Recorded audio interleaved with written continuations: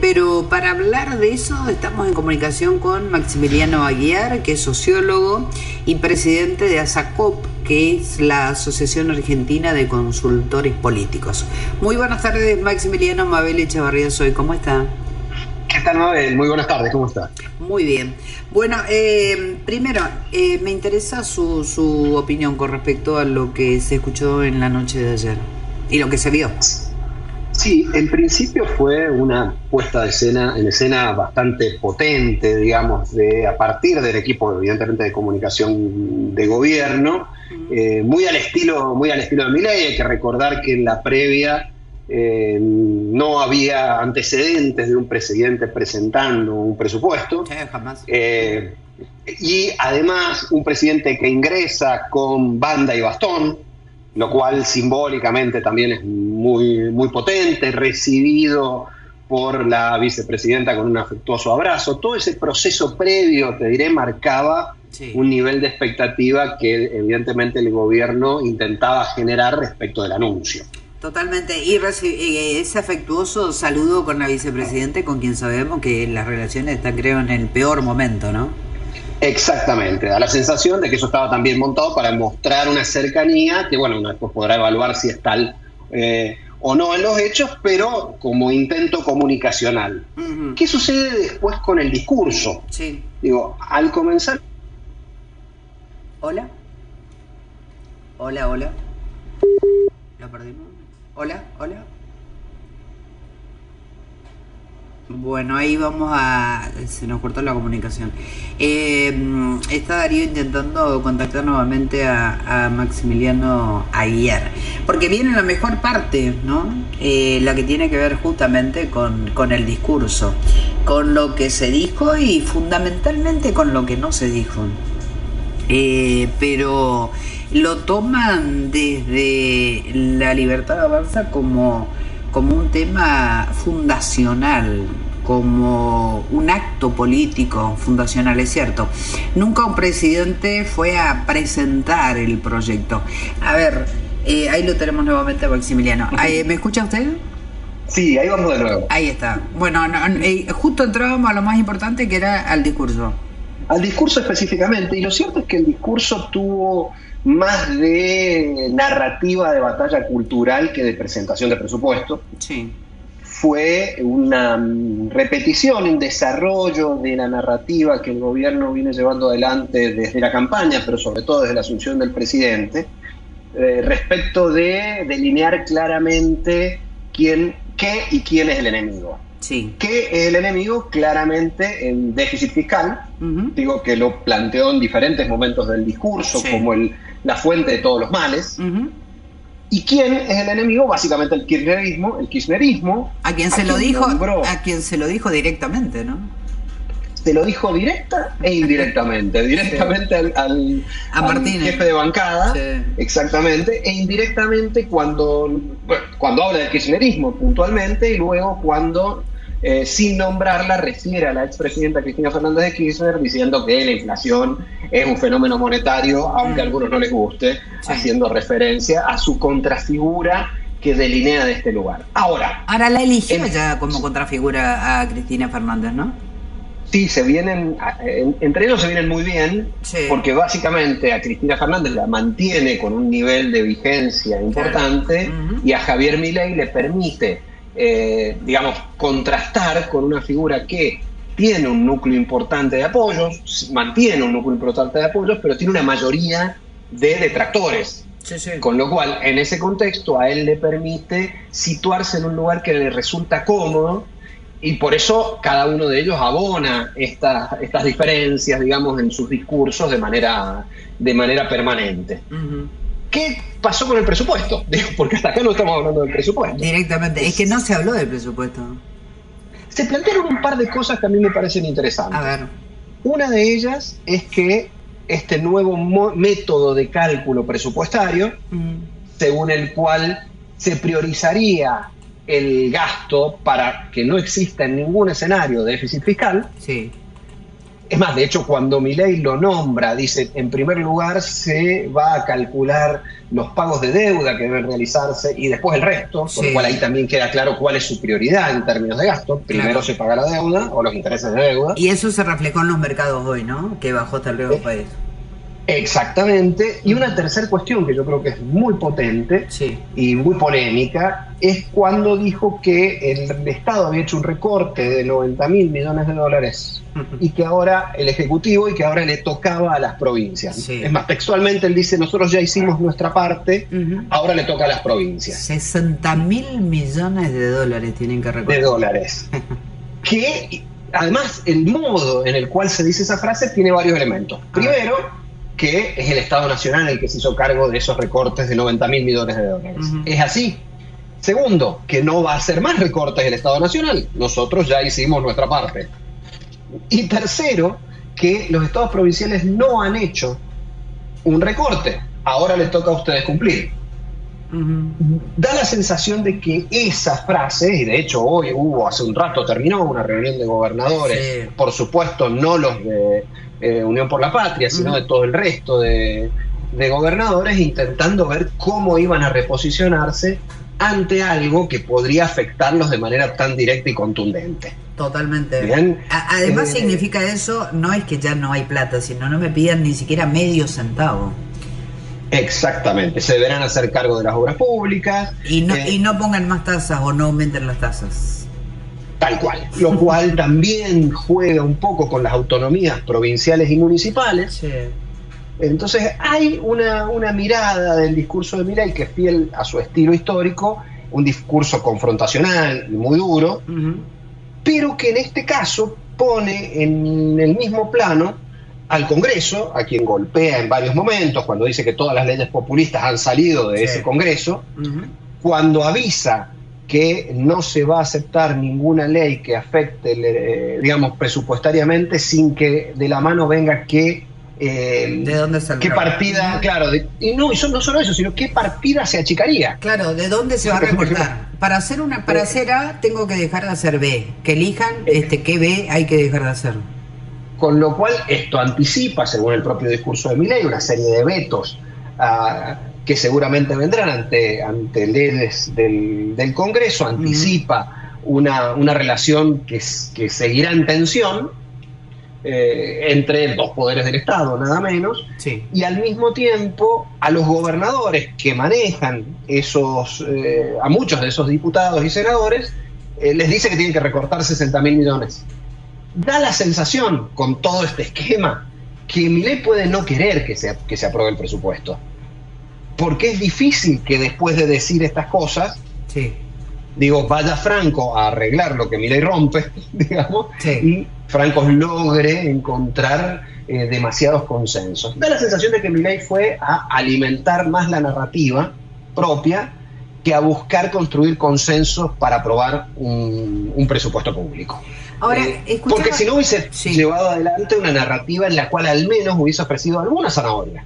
Palo y la zanahoria, solo palos. Claro, o dejar alguna puerta abierta, por lo menos no cerrarlas todas. Ahora, supuestamente, o solo una vez se puede estar sin presupuesto, y ya se ha estado trabajando sin presupuesto, de acuerdo a la Constitución. Hablaban algunos constitucionalistas en el día de ayer. O sea que es bastante difícil. De todo modo también Maximiliano, desglosando y leyendo realmente lo que no dijo Milei, porque no dio ningún número más allá de este trazo grosso que hizo.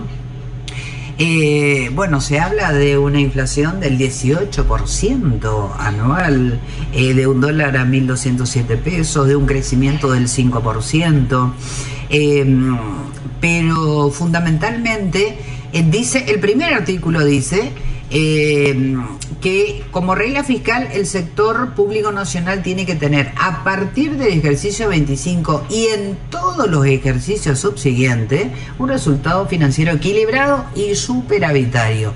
Y tampoco es así, ¿no? Porque esto no es un plan quinquenal, el presupuesto es año a año, o sea, no se puede determinar por los 4 años que le quedan a Milei que va a ser así. Sí, o los que vienen a posteriori, ¿no? Porque además va más allá de su propio mandato. Obviamente. En este contexto. Sí, por eso digo que hay cosas que me parece que alimentan más la narrativa respecto a la imposibilidad de gobernar sin presupuesto. Yo pongo ahí algunos paréntesis porque hay algunas normativas que se aplican o no se aplican dependiendo del contexto político. Sí. Con lo cual da la sensación de que si se mira hacia el costado podría aparecer un nuevo ciclo sin presupuesto, sin que esto afectara enormemente, a no ser que se quiera usar eso en términos políticos para afectar el gobierno de Milei. Sí. Y sí hay otra diferencia que a mí me parece interesante respecto de otros presupuestos presentados. La clásica es presentar un presupuesto pesimista que luego es superado por la realidad y eso permite a los gobiernos que cuenten con fondos extras que no están definidos en el presupuesto, por lo tanto tienen mayor flexibilidad para aplicarlos. Esa es la regla de presentación de presupuestos. Cierto. Esta es opuesta, es un presupuesto más que optimista, pensando que hoy la inflación es del 4% mensual durante varios meses consecutivos y pensar que en 2025 el total va a ser de 18%, es pensar en una inflación que baja, que va a subir las exportaciones más del 9%. Hay un montón de indicadores que muestran que el PBI va a subir un 5%, que lejos de ser un presupuesto conservador, es un presupuesto, digamos, que mire el futuro con mucha alegría. Sí, demasiada alegría, diría. Entonces puede encontrar alguna dificultad para que estos indicadores, en el caso de aprobarse el presupuesto, puede encontrar dificultad para que estos indicadores luego se comporten de la manera en que prevé Milei. Da la sensación, y esto es pura especulación, de que este presupuesto requiere para ser eficiente algún nivel de nuevos préstamos hacia la Argentina, digamos, nuevos créditos internacionales hacia la Argentina que simplifiquen la cuestión financiera, y que da la sensación de que, sin comunicarlo de manera directa, están dando por sentado que a partir de estas nuevas medidas que se quieren llevar adelante, los organismos internacionales aflojarán un poco de crédito mayor para la Argentina. ¿Será de esta manera? Son todos supuestos. Por eso los presupuestos son eso, presupuestos, en este caso alegres, y en este caso con un fuerte componente político, que me parece que opacó la propia presentación del presupuesto, que cuando uno mira estos números, digamos, ya había terminado el discurso de Milei. Milei, por decirlo de alguna manera, no presentó el presupuesto. No habló del presupuesto. Dio líneas de lo que él, dio líneas de lo que va a ser su presupuesto a partir de ahora. Cambiando este eje en la historia, como él quiere ser, como quiere cambiar todo. Y después me pareció Maximiliano en una parte, porque bueno, se va a vetar evidentemente lo que tiene que ver con el tema universitario, lo volvió a decir nuevamente, pero habló mucho a los jóvenes, ¿no? Habló de no hipotecar el futuro de los jóvenes y todo lo demás. Sabido es que Milei tiene una franja muy importante de jóvenes que lo siguen, y tal vez un poco ahí empezó a abrir un camino para que, bueno, no caer tanto o no sé, como para llevar adelante y seguir gobernando por decreto, por decretos. Sí, en principio da la sensación primero que hizo un abordaje ideológico cuando dijo el Estado debe garantizar solo la estabilidad macroeconómica, el imperio de la ley y la defensa contra amenazas externas. Digamos, está hablando específicamente de una mirada, de un dogma político, como los hay otros, ¿no? Pero del que él elige. Esa es una primer cuestión que él hace. Luego, dentro de su estilo, cuando dice vaya que ha hecho cosas estúpidas del kirchnerismo, está buscando un lenguaje comunicacional por fuera de la política tradicional, ¿no? Está al mismo tiempo definiendo qué es gestionar. Él hace una larga lista: eliminar intermediarios, la boleta única de papel, eliminar piquetes, entre los que recuerdo, reducir los homicidios en Rosario, eliminar regulaciones, entre otras cuestiones, más defensa de su actual gestión. Y para finalizar, y ahí llego a los jóvenes, él habla de un momento histórico donde hay solo dos caminos. Bien, entonces está el camino de hacer las cosas tal como se hicieron en los últimos 120 años, que él define como marco temporal, a veces 100 años, a veces 120, sí, depende. Y fracasar, o hacer lo opuesto que se hizo en los últimos 100 o 120 años y llevar a la Argentina hacia un terreno, digamos, hacia un futuro promisorio de desarrollo que nos llevaría a ser la potencia que alguna vez fuimos. Sí.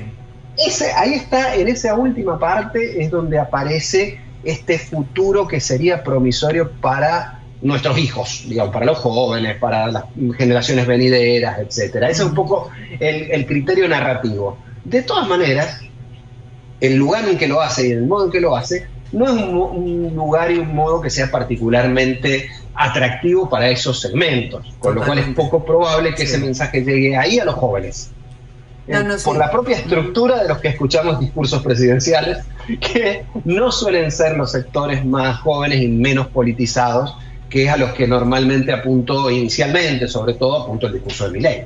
Totalmente. Y yo creo que en esta oportunidad, porque se habla de rating muy bajo, creo que solamente escuchamos el mensaje, aquello que después tenemos que hablar del mensaje, ¿no?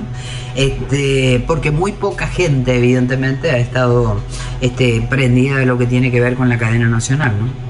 Sí, y eso es interesante, en virtud de todo esto, digo, hasta se decía que le había pedido a Susana Jiménez que pospusiera una semana su inicio de programa y todo esto. Entonces, el gobierno apostó fuerte al alcance del mensaje. Sí. ¿Y por qué habrá alcanzado menos de lo que ellos suponían? Da la sensación, y esto es solo una hipótesis al menos por ahora, de que al ser un mensaje recurrente y repetitivo, puede empezar con el tiempo a perder contundencia. Ajá. Y da la sensación de que a falta de algo, pues nosotros estamos analizando las características, los 60.000 millones, ¿qué de todo lo que dijo Milei fue nuevo y comprensible para el común de las personas? La verdad que poco. Sí. Entonces, ¿cuál podría ser el interés de escuchar eso? Algunos rispideces con el kirchnerismo, algunas idas y vueltas. Me parece que le faltó volumen para eso también. Entonces creo que eso da un poco la sensación de que el discurso de Milei, y yo creo que eso lo debiera anotar su equipo de comunicación, sí, puede necesitar alguna vuelta de tuerca o la generación de anuncios de mayor impacto para que recupere la potencia que lo llevó a la presidencia y que lo mantiene en el centro de la escena política hasta ahora. Creo que el bajo rating y la baja cantidad de comentarios tienen que ver con un discurso que fue de forma muy potente, pero de fondo bastante pobre. No hubo mucha cosa nueva. Y creo que ahí está la clave. Totalmente, la puesta en escena nada más. No, a mí me hacía acordar mucho a alguna arenga en el patio de las Palmeras, ¿no? En otra época. Con Cristina Fernández, porque fue casi un discurso para la militancia que estaba ahí de invitada y en las gradas. Fue bueno, en la puesta en escena pudo haber sido imponente, pero la verdad que en contenido quedó bastante pobre y relegado, fundamentalmente. Bueno, el tema de los presupuestos, como usted dice, evidentemente son los que menos se cumplen siempre, pero bueno, es un poco, uno está acostumbrado a que el gobernante diga qué es lo que va a hacer o cuáles van a ser sus propósitos más importantes en las distintas áreas para el año que se va a ingresar, y por eso se presenta el presupuesto, obviamente. Acá fue todo lo contrario, ¿no? Acá dijo déficit fiscal cero, no se toca nada, partida que se obtenga para algo tendrá que sacarse de otro lado, o sea que fue el Estado cada vez más chico, cepo al Estado, ahorro en las provincias, o sea, nada como agradable ni interesante tampoco como para escuchar, ¿no? Sí, en principio, claro, no hubo noticias, pero y casi ninguna de esas cuestiones ha sido sorpresiva. No hubo ningún elemento, porque podría ser un ajuste adicional, podría ser el cierre de una institución pública, podría ser, alguna cuestión que acapare la atención, por más que no sea buena noticia. Sí. Y lo cierto es que Milei, gran parte de la comunicación históricamente de Milei, no ha sido de dar buenas noticias. Sí. Ha sido más bien, y eso es algo que la ciudadanía ha rescatado, y eso se mide mucho en la investigación de opinión pública, esto de decirnos la verdad, aunque duela, y él mismo lo decía, es preferible decir una verdad incómoda a una mentira confortable, Él ha hecho de eso una bandera en términos comunicacionales. Un segmento de la ciudadanía lo reconoce y lo ha reconocido durante bastante tiempo. Sí. Lo que ha sucedido ahora es que ha sido más de lo mismo. No hay una verdad nueva. Claro. Parece haber una mentira confortable, que sería estas promesas de futuro venturoso o de darle algo a algún sector. Me da la sensación de que ese mensaje ha perdido potencia y eso le puede llevar a resignar algo que este gobierno no debe resignar de ninguna manera, que es el centro de la agenda pública. Porque siendo débil como es institucionalmente, con minorías parlamentarias en ambas cámaras, requiere de manejo de la agenda pública para poder mantener centralidad política. Y en ese contexto, esto me parece que es una luz amarilla para el gobierno en términos de que podría perderla de continuar por el mismo camino. Ah, totalmente. Y tampoco se habló de sacar el cepo ni de, bueno, la dolarización creo que ya quedó en la historia. Pero bueno, habían otros temas económicos importantes sobre los que se podía tener algún tipo de expectativa, pero bueno, tampoco estuvieron. Y el tema de la gestión, hablando de los pocos legisladores que tiene y todo lo demás, bueno, ese tema de la gestión casi fue un tiro por elevación a Macri, ¿no? Que le había dicho que le faltaba gestión. Y es uno de sus socios políticos más importantes. Tal cual, él lo que hizo fue definir qué es gestión. Claro. Desde su concepto, ¿no? Desde su concepción. Ahí también de manera solapada se diferencia de Mauricio Macri, a quien no elige claramente como su rival político, pero cada tanto golpea un poco en estas relaciones de ida y vuelta que tiene con el PRO. Te convido milanesa, también, pero te tiro algunas cositas también. Exactamente, que es un poquito lo que está haciendo con el PRO en general, más allá de con Macri puntualmente. Sí. Y creo que juega con un elemento que es central también para entender por qué, a pesar de una ligera caída en el último mes de la imagen de Milei, se mantiene en niveles bastante aceptables o buenos de imagen positiva, aún a pesar de no dar buenas noticias, que es la inexistencia de figuras opositoras potentes, capaces de catalizar a las molestias ciudadanas que se generan en esta etapa, ya no tanto por la inflación y bastante más por nuevas temáticas o temáticas emergentes o problemáticas emergentes como son la pobreza, el desempleo y la falta de crecimiento económico. No hay hoy una figura que pueda construir un discurso alrededor de estas tres problemáticas que son cada vez más relevantes para la ciudadanía, de tal manera de ofrecer un futuro distinto del que ofrece Milei. Porque los que hablan con potencia, y es el caso de Cristina Fernández de Kirchner, miran más hacia el pasado que hacia el futuro. Creo que esta también es una clave que le permite a Milei moverse con comodidad en un contexto socioeconómico muy complejo. Ah, sí, totalmente. En ese juego de espejos, lo mejor que puede tener es a Cristina Fernández enfrente. Maximiliano Aguiar, ha sido muy interesante su análisis y bueno, seguiremos hablando porque más allá de que estemos casi terminando el año, no estamos en Navidad todavía, a pesar de que Maduro dijo que en octubre empieza ya la Navidad, pero va a ser un fin de año, vamos a ver cómo sigue, y va a ser un inicio de año más complicado todavía, aparentemente. Iremos viendo. Seguramente no nos aburriremos, veremos si para bien o para mal, pero seguirán llegando muchas noticias políticas. Así que un placer hablar de nuevo contigo y a disposición. Gracias, muchísimas gracias, buenas tardes. Maximiliano Aguiar, sociólogo, presidente de ASACOP, que es la Asociación Argentina de Consultores Políticos. Pausa, música y volvemos.